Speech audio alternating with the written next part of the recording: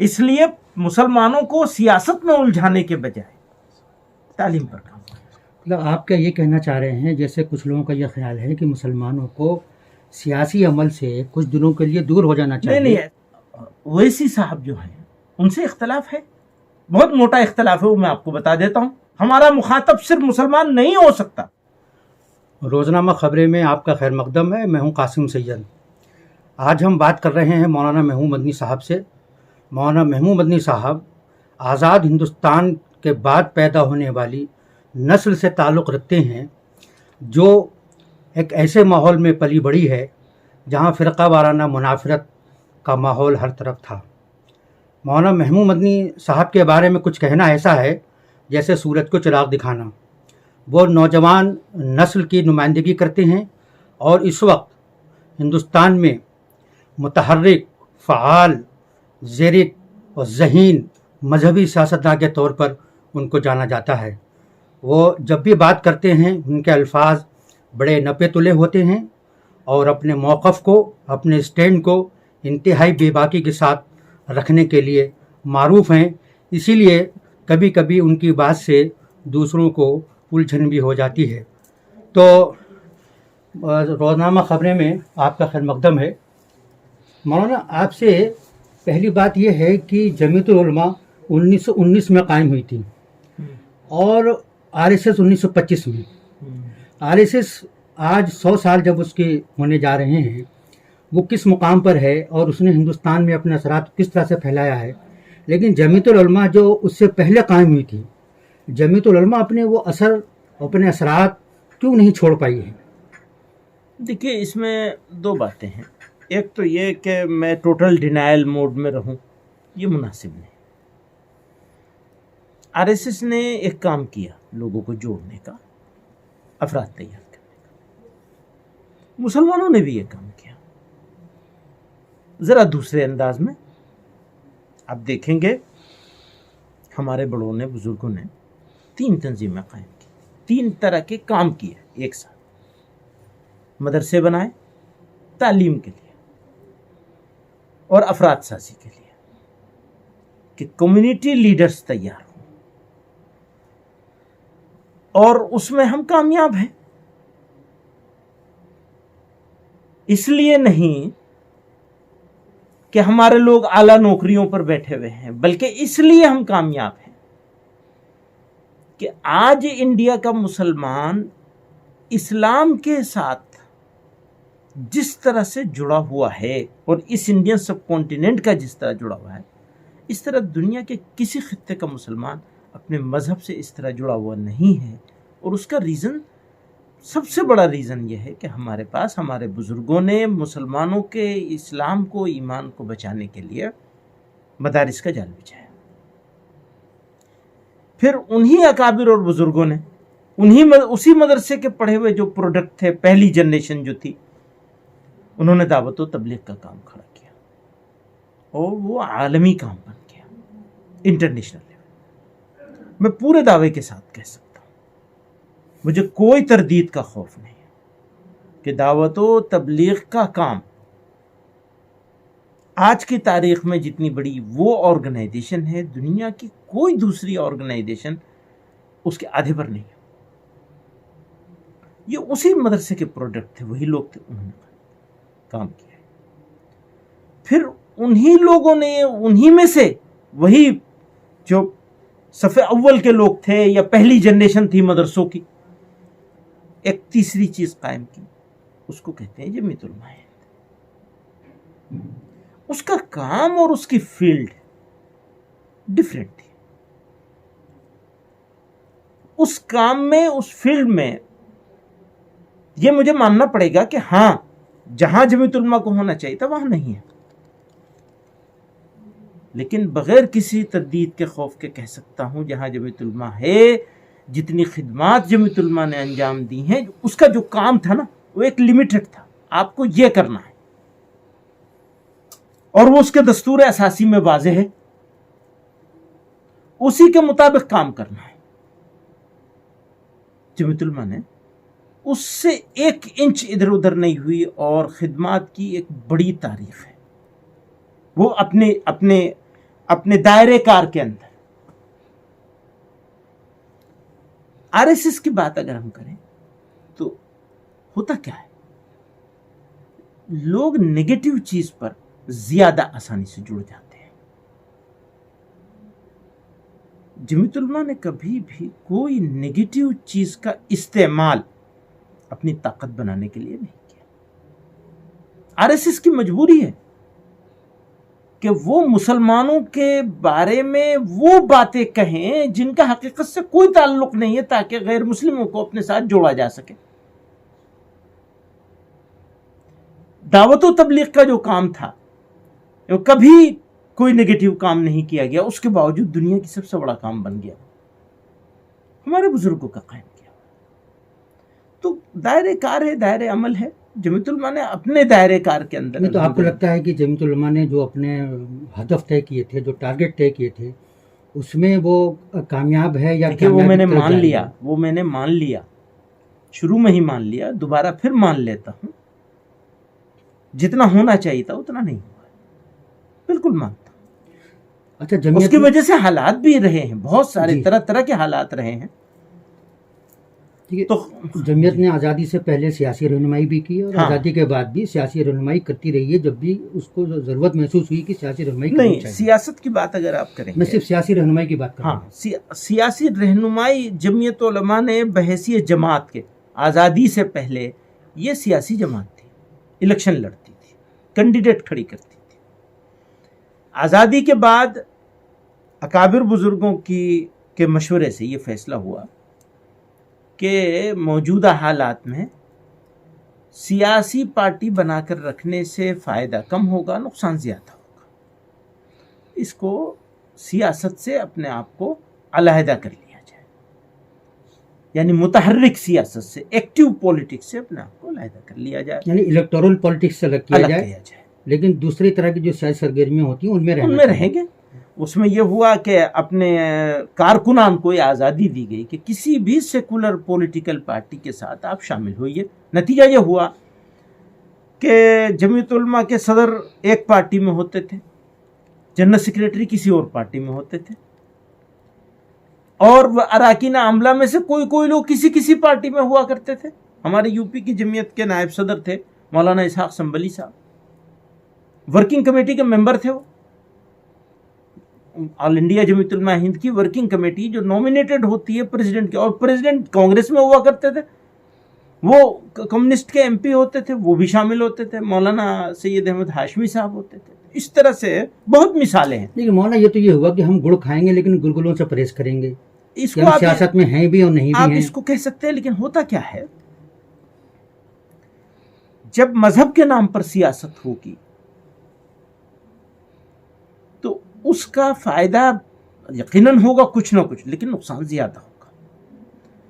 تو مجموعی طور پر یہ بہت سوچ سمجھ کے فیصلہ کیا گیا. یہ کوئی عاجلانہ اور جذباتی فیصلہ نہیں تھا، بہت سوچ سمجھ کے فیصلہ کیا گیا کہ سیکولر پولیٹیکل پارٹیز کے ساتھ شیئر کیا جائے، ان کو سپورٹ کیا جائے، ان کے بیچ میں رہ کر کے ان کو جہاں تک ہو سکے ان کو سمجھایا جائے، ان کو مسلمانوں کے ایشوز بتائے جائیں، اور ان کو اس پر راضی کیا جائے کہ ایک منصفانہ طریقے سے وہ پولیٹکس کریں، غیر منصفانہ طریقے کو حتی الامکان احتراز کریں. تو جمعیت علماء اس کام کو کرتے ہیں. لیکن مولانا اسد مدنی مرحوم کے زمانے میں مسلمانوں کی نئی سیاسی پارٹی کے بارے میں جمعیت العلماء میں غور و خوض شروع ہو گیا تھا. اور آج آسام میں اس کو تھوڑا سا میں جملہ پورا کر لوں. جی. آج آسام میں جو AUDF قائم ہے، بدین اجمل صاحب جس کے صدر ہیں، وہ جمعیت علماء آسام کے بھی صدر ہیں اور اس پارٹی کے بھی صدر ہیں. تو جو خواب انہوں نے دیکھا تھا وہی تو اس کی عملی شکل ہے. ہاں ٹھیک ہے، AUDF وہ چناؤ بھی لڑ رہی ہے. ٹھیک ہے، وہ ایسا ہے. دو باتیں. ایک تو یہ جو غور خوض شروع ہوا تھا تو وہ مسلمانوں کی پارٹی کے بارے میں نہیں ہوا تھا. ہر ریزولوشن میں بہت واضح طور پر یہ بات کہی گئی بار بار، سیاسی پارٹی کے لیے ایک ایسی سیاسی پارٹی کی ضرورت ہے جو انصاف پسند ہو. ایک بہت بڑا گیپ ہے، لوگ باتیں کرتے ہیں، کام نہیں کرتے، بےایمانی کرتے ہیں، کہتے کچھ ہے کرتے کچھ ہے.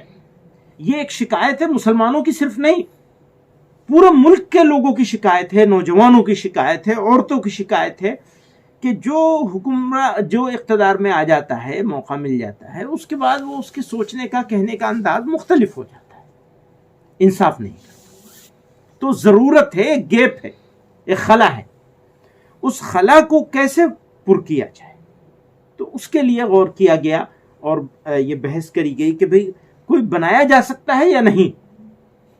ज़रूरत तो है, इससे आज भी इत्तफाक है कि ज़रूरत है, और आसाम में बनाई भी गई, उसका कुछ फ़ायदा भी हुआ लेकिन कुछ नुकसान भी हुआ है, दोनों बातें चलती हैं साथ साथ, तो वो है। तो अब आप चाहते हैं कि यूपी में भी बनाया जाए, बिहार में भी बनाया जाए। यूपी में तो आए थे वो पहले, लेकिन वहाँ कोई रिस्पांस नहीं हुआ। यूपी में तो अजमल साहब ने कोशिश की थी। अच्छा, मुझे मालूम नहीं है कि वो कितनी कोशिश हुई और कितना सिंसियर थे। उन्होंने खुद मुझसे ये बात कही थी कि यूपी में आए थे लेकिन यूपी में रिस्पांस अच्छा नहीं मिला उनको। हाँ, तो हर जगह के हालात अलग अलग होते हैं, कश्मीर के हालात अलग हैं, आसाम के अलग हैं, बंगाल के अलग हैं, तो ठीक है। अच्छा मौलाना, आपके इस बात पर आते हैं, भी आज तक को आपने एक इंटरव्यू दिया था, उसमें आपने 2 बातें कही जिनका नोटिस लिया गया बड़े पैमाने पर। एक बात आपने कही कि मुसलमान चाहें तो बीजेपी को भी वोट दे सकते हैं, एक बात आपने ये कही थी, गालिबन यही अल्फाज थे। और दूसरी बात आपने ये कही थी कि मज़हब और सियासत को खलत मलत नहीं करना चाहिए। अब इससे पहले आपका ये बयान इस पर अच्छा चलिए, काफ़ी मुतनाज़ा बयान हुआ है, और आपके कुछ बयानों से तनाज़ा पहले भी होता रहा है। मिसाल के तौर पर आपने सीए की हिमायत में आपने बयान दिया, आपने कश्मीर में दिए तो 370 का बयान जेनेवा में जाकर दिया जिस पर काफ़ी लेदी हुई, और अब ये मामला है। इस पर मैं आपसे ये जानना चाहता हूँ कि बीजेपी को चाहे वोट दें, ये बात क्या देर से कही गई है, इसे 2014 से पहले कहना चाहिए था? पहली बात तो ये। दूसरी बात ये कि जब मज़हब और सियासत को आप अलग करने की बात करते हैं तो यहाँ थोड़ा सा कंट्राडिक्शन होता है। एक साथ आप राज्यसभा में भी आप भी मेंबर रहे, एक साथ आप बहुत सारे सवाल हो नहीं रहे सिर्फ हैं। 2 ही सवाल हैं। एक एक करके हम दोनों का जवाब देते हैं। नंबर 1, अभी का जो इंटरव्यू है उस पर बात कर लूँ। आप ये कह रहे हैं कि मैंने ये नहीं ये कहा, लेकिन मैंने ये नहीं कहा। उसने ये कहा अब तो मुसलमान एकजुट होकर एक साथ मिलकर के समाजवादी पार्टी को जिताएंगे। मैंने कहा समाजवादी ही क्यों, मुसलमान को सब जगह होना चाहिए। मैं आज भी कहता हूँ मुसलमान को सब जगह होना चाहिए, काश वो लेने वाले हों, क्योंकि ताली तो दोनों हाथ से बजती है ना, एक हाथ से तो नहीं बच सकती। तो ये एक मारूजी बात है। ये मशवरा मुसलमान को नहीं है कि मुसलमान उसमें चले जाएं बीजेपी में। मैं कौन होता हूँ मशवरा देने वाला, और मेरे मशवरे को सुनेगा कौन? नहीं, आपका तो बहुत और फिर ऐसा मशवरा, फिर ऐसा हिंदुस्तान पे असरात हैं सर, फिर ऐसा आपकी बात बहुत दूर तक जाती है। हाँ ठीक है, फिर ऐसा मशवरा तो ये मशवरे के तौर पर नहीं कही गई है, बल्कि बात के जवाब के तौर पर की गई है। अगर सवाल और जवाब दोनों को सामने रखेंगे तो इसका दूसरा मतलब निकलेगा, और सिर्फ जवाब को सामने रखेंगे तो दूसरा मतलब निकलेगा। ये बात एक ये है। दूसरा सवाल आपका ये था, आप क्या कहना चाहते हैं? हम ये कहना, आपने जो ये मशवरा दिया या आपने एक बात कही, हम ये कहना चाहते हैं कि मुसलमान की तरफ से अगर कोई खास प्लानिंग के तहत मुसलमानों को किसी एक पार्टी का वोट बैंक साबित करने की कोशिश कर रहा हो, चाहे वो आप हो चाहे कोई दूसरा एंकर हो, सवाल करने वाला हो, मुझे ये मंजूर नहीं, कभी मंजूर नहीं। मुसलमान मजमूई तौर पर किसी के साथ जाए, लेकिन इकट्ठा होकर किसी के हराने का नारा बुलंद करके जाएगा, उसका फायदा कम होगा, नुकसान से। तो हजरत माजी में तो ये गुज़श्ता 40 सालों से तो मुस्लिम लीडरशिप यही करती रही है कि उसे हराओ, जो बीजेपी को हराए उसे जिताओ, यानी निगेटिव वोटिंग करते रहे हैं। तो हमेशा और आप भी वो भी एक स्ट्रेटेजी होती है, लेकिन वो स्ट्रेटेजी हमेशा याद रखिए, जिंदा मुल्कों में, जिंदा कौमों में, जिंदा लोगों में, इंडिविजुअल तौर पर भी, इनफरादी तौर पर भी ہمیشہ ایک پالیسی کام نہیں کرتی، وقت کے ساتھ ساتھ پالیسیاں بدلی جاتی ہیں. ٹھیک ہے سر، لیکن وہ 200 سے 300 تک آ گئے ہم یہ اسی پالیسی کے تحت. تو اب یہ لگ رہا ہے کہ یہ غلطی تھی، یہ نہیں کرنا چاہیے تھا. نہیں، میں یہ تو نہیں کہوں گا کہ وہ غلطی تھی، لیکن یہ کہ آج کے حالات میں تبادلہ خیال کرنے کی، اس میں بحث کرنے کی ضرورت ہے. یہ تو پھر آپ لوگوں نے ایک موجودہ حکومت سے ایک ڈسٹینس کیوں بنا کے رکھا ہے، ایک دوری کیوں بنا کے رکھی ہے، جبکہ ماضی کی حکومتوں سے آپ لوگ ملتے بھی رہے ہیں، میمورنڈم بھی دیتے رہے ہیں، اپنی بات بھی رکھتے رہے ہیں. دو باتیں ہیں، ایک تو یہ کہ یہ ہماری طرف سے تو ایسا کچھ نہیں ہے کہ کوئی ڈسٹینس بنا کے رکھا گیا ہو.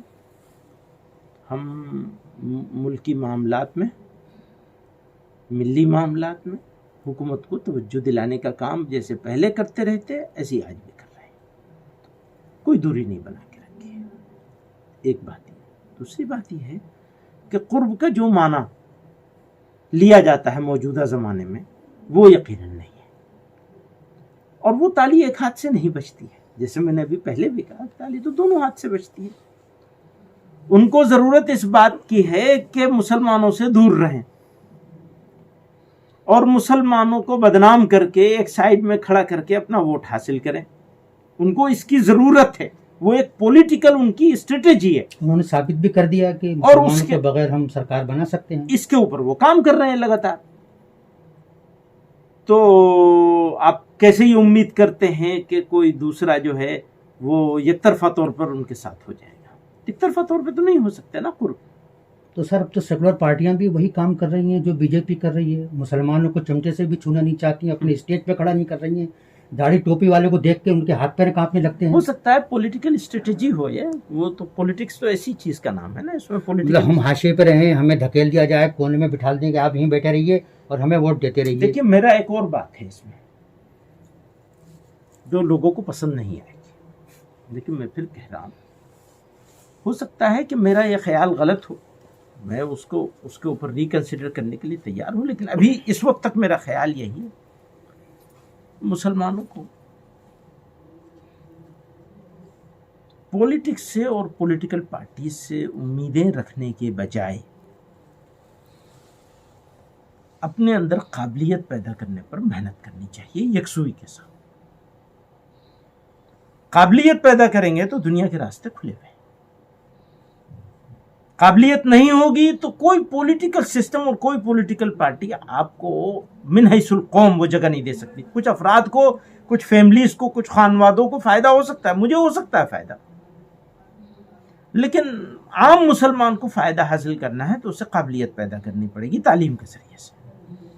اس لیے مسلمانوں کو سیاست میں الجھانے کے بجائے تعلیم پر کام کرنا. مطلب آپ کیا یہ کہنا چاہ رہے ہیں، جیسے کچھ لوگوں کا یہ خیال ہے کہ مسلمانوں کو سیاسی عمل سے کچھ دنوں کے لیے دور ہو جانا چاہیے؟ نہیں، ایسا نہیں ہے. دیکھیے اس کا یہ مطلب مت نکالیے آپ. میرا یہ کہنا ہے الجھائیے مت سیاست،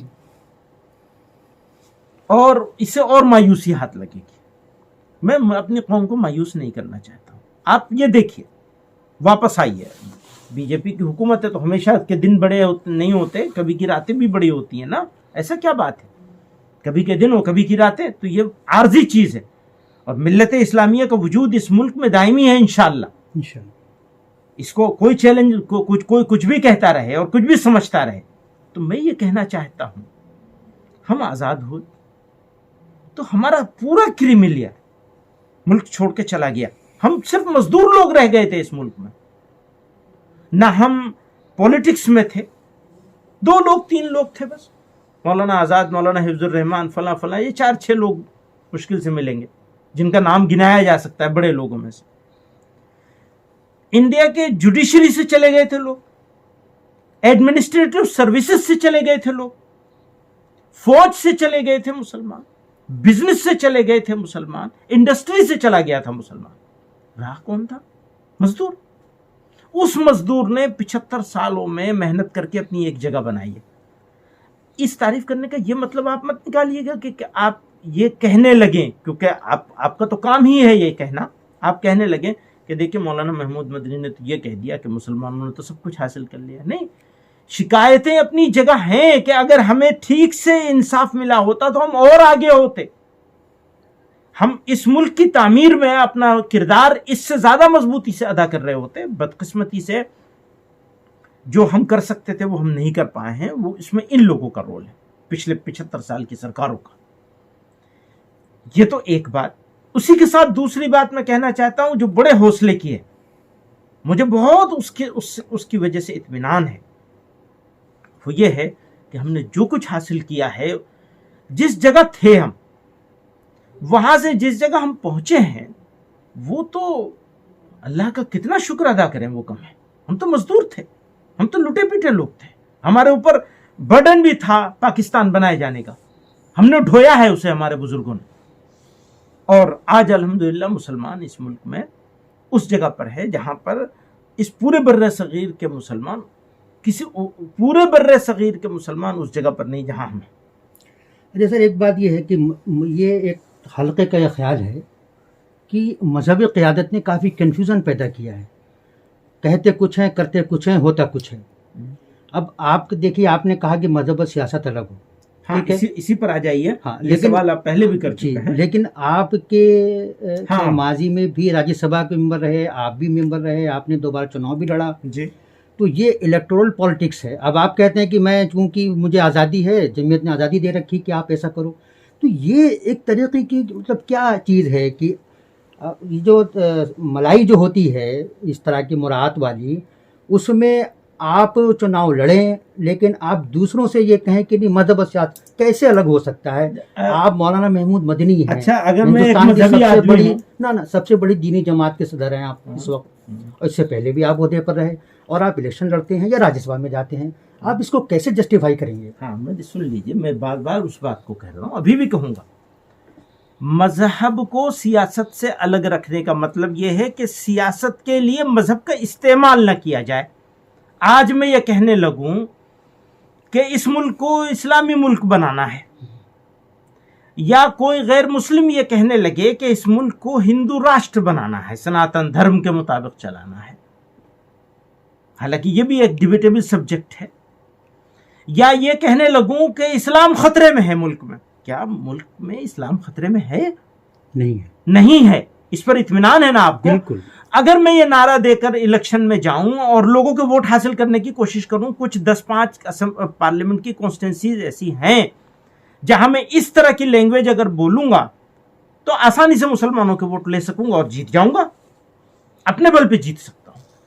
ہیں ایسی، جیسے مولانا بدر الدین صاحب کی کانسٹیٹنسی ہے آسام، جیسے کشن گنج کی کانسٹیٹنسی ہے، جیسے ہمارے اویسی صاحب کی کانسٹیٹنسی ہے، یہ سب مسلم میجورٹی کی سیف سیٹس ہیں، اور بھی کچھ ہیں اس میں، مطلب کچھ نام لیے 2-4۔ میرا کہنا یہ ہے، اس کو اچھا ہوا آپ نے سوال کیا ہے کہ آپ مذہب کا استعمال سیاست کے لیے مت کریے۔ باقی تو مسلمان کو ہونا ہی چاہیے، ہم تو مسلمان کینڈیڈیٹس کے لیے کنوینسنگ کرنے کے لیے بھی جاتے ہیں، اپنے ساتھیوں سے بھی کہتے ہیں کہ بھئی ہاں یہ اس پارٹی کے کینڈیڈیٹ ہیں، ان کو الیکشن ہونا چاہیے، پولیٹیکل پارٹی سے ٹکٹ دینے کے لیے بھی کہتے ہیں۔ یہ تھوڑی ہم مسلمان سے کہنے ہیں کہ مسلمان جو ہے وہ خالی برتن دھونے لگے گا، یہ کیا؟ چلیے، آپ نے سوال کا جواب بہت صحیح جگہ پر چھوڑا ہے۔ جی، اتر پردیش میں چناؤ ہے، چناؤ تو 5 ریاستوں میں ہیں، لیکن نظریں یو پی کے چناؤ پر ہے، جو بڑا اسٹیٹ ہے۔ تو اور یہ بھی کہتے ہیں کہ یہ 2024 کا مستقبل یہیں سے طے ہوگا یو پی سے۔ تو آپ نے جیسا کہا کہ ہم سپورٹ بھی کرتے ہیں، امیدواروں کو بھی سپورٹ کرتے ہیں، پارٹیوں کو بھی سپورٹ کرتے رہے ہیں، اب اس یو پی کے الیکشن میں آپ مسلمانوں کو کیا مشورہ دینا چاہیں گے؟ وہ کیا کریں؟ وہ تذبذب میں ہے، وہ دوراہے پر بلکہ چوراہے پر کھڑا ہوا ہے۔ مسلمان نے تو ایک فیصلہ کر لیا ہے۔ کیا ہے وہ آپ کو بتانے کا نہیں ہے، مسلمانوں سے جب وقت آئے گا تو وہ خود بخود ہو جائے۔ آپ نے کیا فیصلہ کیا ہے؟ ہم نے بھی جو فیصلہ کیا وہ ہم آپ کو نہیں بتائیں گے ابھی، لیکن اس کا استعمال ہوگا پھر دوسرے، وہ یا ایسی تلوار ہے آپ لوگوں کے ہاتھ میں جو ادھر بھی کاٹتی ہے ادھر بھی کاٹتی ہے۔ سر، آپ رہنمائی تو کر سکتے ہیں نا، اب ہم جیسے جاہلوں کی رہنمائی تو ہونی چاہیے۔ نو، آپ خود بہت قابل ہیں، ہیں، آپ کو معلوم ہے کہ آپ کو کیا کرنا ہے، کہاں ووٹ دینا ہے، اچھے سے معلوم ہے۔ لیکن ایک عام آدمی بیچارہ مزدور ہے، رکشے والا ہے، اس کو بھی معلوم ہے، ہم سے زیادہ معلوم ہے، ہمارے بتانے سے اس کے علم میں کچھ اضافہ نہیں ہوگا۔ اس کا مطلب ہے آپ نہ اس بار کسی کو سپورٹ کریں گے نہ کسی کی حمایت کے لیے؟ نہیں، سب کچھ ہوگا، لیکن وہ اپنے حساب سے ہوگا۔ وہ کیا حساب ہوگا؟ وہ حساب تو حساب ہے نا، بتانے کا نہیں ہے نا، بالکل بتانے کا نہیں، دیکھیے 10 کے بعد یہی- بتا دیں گے. یہی تو مسئلہ ہے، آپ لوگ 10 بتاتے مارچ ہیں نہیں. 10 مارچ مسلمانوں نے ایک فیصلہ من بنا لیا ہے. آپ کیا چاہتے ہیں کہ میں اس من کو تبدیل کروں گا؟ نہیں کر سکتا.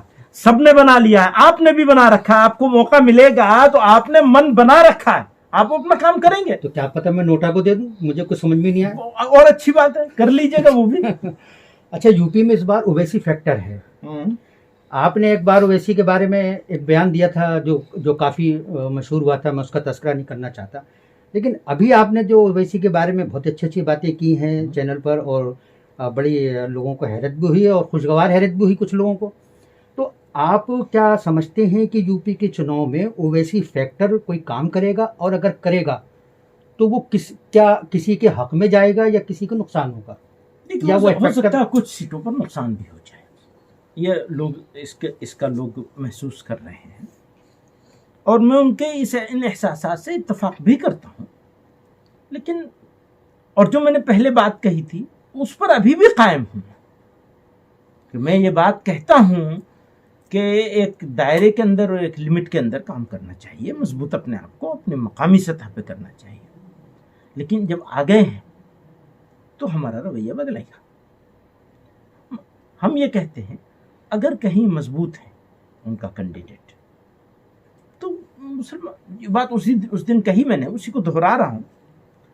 کہیں کینڈیڈیٹ مضبوط ہے، ایماندار ہے، شریف ہے، تو لوکل جو آدمی ووٹ ڈائریکٹ ڈال رہا ہے وہ ایک طرح سے شہادت اور گواہی دیتا ہے، ایک طرح کی گواہی ہے. تو اچھے اور شریف آدمی کو چھوڑ کر کسی اور کے پاس جانا یہ تو مناسب بات نہیں ہے. تو اگر کوئی کینڈیڈیٹ اچھا ہے ان کا تو اس کا ساتھ دیا جائے گا. اسی طرح سے لوگ یہ چاہتے ہیں کہ میں اویسی صاحب کو برا بھلا کہوں، یہ کیسے ہو سکتا ہے؟ ہمارا اختلاف ہے ان سے بہت ساری چیزوں پر، لیکن بہت ساری چیزوں پر اتفاق بھی ہے. تو جن چیزوں پر اتفاق ہے ان کا تذکرہ اگر نہیں کروں گا، جیسے میں ہوں آپ کے سامنے بیٹھا ہوں، کیا آپ میری ساری باتوں سے متفق ہیں؟ کبھی نہیں ہوگا. وہ تو کوئی عقل مند آدمی کسی دوسرے آدمی کی ساری باتوں پر متفق نہیں ہو سکتا. مولانا عبد الماجد دریابادی مرحوم نے لکھا ہے، ہسبینڈ وائف، شوہر بیوی، اگر بیچ میں اختلاف نہ ہو تو سمجھو دونوں میں سے کوئی ایک پاگل ہے. سمجھ رہے ہیں؟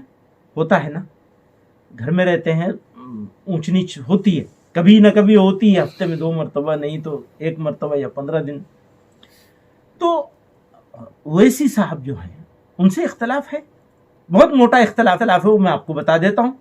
بالکل جس طرح سے وہ مسلمانوں کے کیس کو پریزنٹ کرتے ہیں مجھے وہ طریقے سے ڈر لگتا ہے، اور میں یہ محسوس کرتا ہوں کہ مسلمانوں کا فائدہ کم ہوتا ہے، نقصان زیادہ ہو جاتا ہے،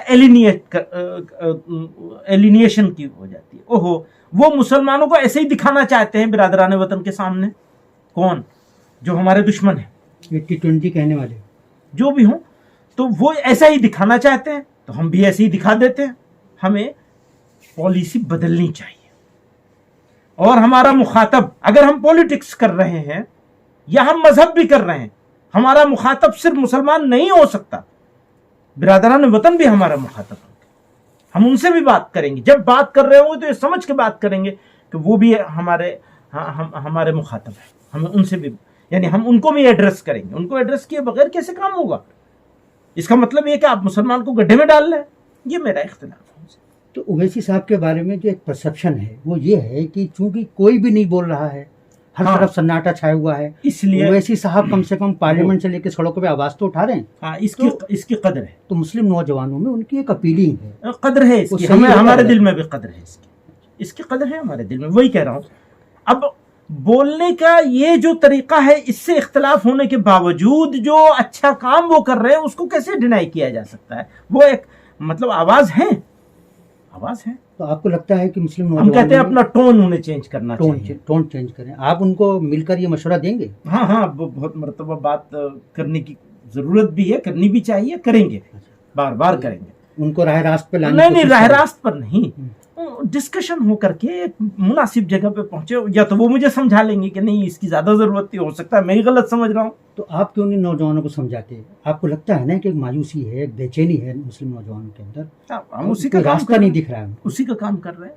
क्या काम कर रहे हैं? जो भी हमारे काम है, जैसे हमने यूथ क्लब का काम शुरू किया नौजवानों के लिए, जैसे हमने नौजवानों के लिए पूरा मुल्क में तालीम के सिलसिले में बच्चों के प्राइमरी इस्लामिक प्राइमरी एजुकेशन के लिए काम कर रहे हैं, दीन मकातिब कायम करने का। बहुत सारे ऐसे काम हैं अल्हम्दुलिल्लाह जो जमीयत उलमा कर रही है, और आज के ज़माने में उसको और तेज़ी लाई गई। तो आपको आखिरी सवाल, आपको ये लगता है कि यूपी का चुनाव जो एक ध्रुवीकरण की तरफ जा रहा था, मजहबी ध्रुवीकरण की तरफ, अब वो मंडल बनाम कमंडल हो गया है? हो सकता है, गुज़श्ता कुछ दिनों से किस तरह के कुछ हालात ऐसे हालात नज़र आ रहे हैं, लेकिन बहुत जल्दी होगा ये कहना, क्योंकि ये लोग सियासी बिसात को उलटने के माहिर हैं, जिनसे मुकाबला है मंडल कमंडल सारा तस्करा करके, या यूँ कहें फ़िरक़ा परस्त लोग। फ़िरक़ा परस्तों को अपनी फ़िरक़ा परस्ती छोड़नी चाहिए और एक रीज़नेबल जगह पे आना चाहिए अगर मुल्क को तरक्की देनी है, आगे बढ़ाना। आपने योगी जी के बारे में जो बयान दिया था उस पर कायम है? बिल्कुल। अच्छा, अब उसके साथ अगर आप क्या ये भी जोड़ेंगे कि योगी जी खुले भी दुश्मन है मुसलमानों के, जिस तरह के बयान वो देते हैं?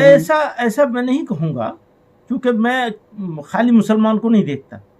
मैं तो ये कहूँगा कि जिस तरह के काम वो कर रहे हैं वो मुल्क दुश्मनी के मुतरादिफ है, जो रवैया है वो मुल्क दुश्मनी के मुतरादिफ है। अच्छा, आखिरी बात, अभी किसान आंदोलन जब हुआ तो कुछ हलकों में ये बात होने लगी कि किसान आंदोलन ने अपनी हुसूलियाबी उसकी हो गई जो उसका टारगेट था, तो कुछ लोग कहने लगे कि सीए और एनआरसी वाली जो मूवमेंट थी उसको भी शुरू करना चाहिए। पिछले दिनों में मुस्लिम जमातों का एक रोल रहा जिसके बारे में सवालात उठते रहे, वो खामोश रही। हम आज भी तहरीक चलाने वाले बहुत सारे नौजवान कैद में हैं, उनको कोई पुरसाने हाल नहीं है। तो आपको लगता है कि मौजूदा हालात में इस तरह की कोई तहरीक शुरू करना या चुनाव के बाद ही करना? इलेक्शन के बाद देखा जाएगा, इस पर गौर करेंगे। इस बार आपका इस तरह की कोई तहरीक चलती है तो आपकी भरपूर ताउन और सपोर्ट हासिल रहेगी। पिछली मरतबा भी सबसे पहला दिल्ली में जो धरना हुआ है हमने किया है, उसका सबूत है हमारे पास, और 25,000 लोग थे जंतर मंतर में, सबसे पहला। बाकी सब लोग उसके बाद आए हैं, और उस जमाने में भी हमने जगह जगह हमारी यूनिटों ने इसके ऊपर काम किया है। ये जो तासुर फैलाया गया है कि हम इसके हामी हैं, तो हम ही हैं जिन्होंने सरकार से भी सामने बैठ करके कहा है कि ये डिस्क्रिमिनेटिव और शरारत के साथ लाया गया है इसको। ये थे मौलाना महमूद मदनी। रोज़नामा खबरें की इस खास पेशकश से जुड़ने के लिए आपका शुक्रिया। जैसा कि आपने देखा, मौलाना महमूद मदनी साहब अपने ट्रैक से नहीं हटते हैं, बहुत ही नपीतुले अंदाज में अपनी बातों का जवाब देते हैं। और आखिर में आपसे गुजारिश है कि रोज़नामा खबरें के फेसबुक पेज को लाइक कीजिए, उसको फॉलो करिए और यूट्यूब चैनल को सब्सक्राइब कीजिए। शुक्रिया।